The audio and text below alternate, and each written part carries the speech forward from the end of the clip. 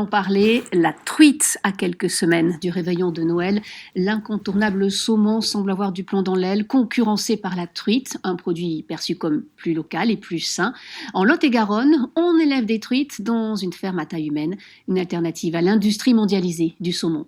Ingrid Gallou, José Souza et Benoît Pierre-Morin. Et si la truite détrônait le saumon sur nos tables de fête ?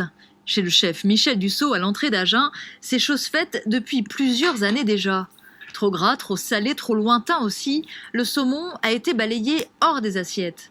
En ce Noël 2020, pas comme les autres, fermeture oblige, le restaurant proposera une rosace de truite à emporter, posée sur une base de poireaux et de belles de Fontenay. Les gens ne commandent plus de saumon, ils commandent de la truite. Pourquoi ? Parce que c'est un produit local, c'est moi qui le recommande, donc je connais aussi la traçabilité du produit, je sais comment elle est élevée, je sais comment elle est travaillée. Elle est fumée également, tout ce travail, on l'a fait en amont.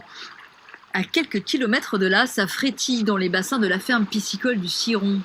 C'est l'heure du nourrissage pour les truites, des granulés issus de farine végétale ou de poisson, car oui, la truite est carnivore. Cet aliment, il ne contient pas d'antibiotiques. C'est des aliments qui sont vraiment essentiellement liés à la croissance des poissons. Les taux de rationnement sont vraiment relativement bas parce qu'on veut une croissance plutôt lente pour avoir une chair assez ferme. Pas d'engraissement donc et suffisamment d'espace pour nager et se muscler. Olivier de la Taillade, ancien de chez Dossi et Tipiac, a racheté la ferme voici 6 ans. Une belle truite de 3 kilos. Alors la truite, c'est un poisson de rivière, un poisson donc et ici dans nos bassins, c'est la rivière du Ciron qui circule, qui permet donc à nos truites d'avoir les qualités de l'eau dans laquelle elles vivent, dans le milieu dans lequel ils vivent. Je compare un peu ça souvent aux poulets fermiers par rapport aux poulets de batterie. Nous, on va avoir une truite fermière. Les truitelles, achetées dans les landes voisines, ne dépasseront pas l'âge de 2 ans. Car à l'approche de Noël, l'atelier de transformation tourne à plein régime. Les confinements successifs ont accéléré la demande de produits locaux et de poissons élevés en bas de chez soi. Face au saumon, la truite lot-et-garonnaise se démarque, jusque dans son salage et son fumage. Le salage, ça permet de donner du goût et de la conservation à la truite fumée.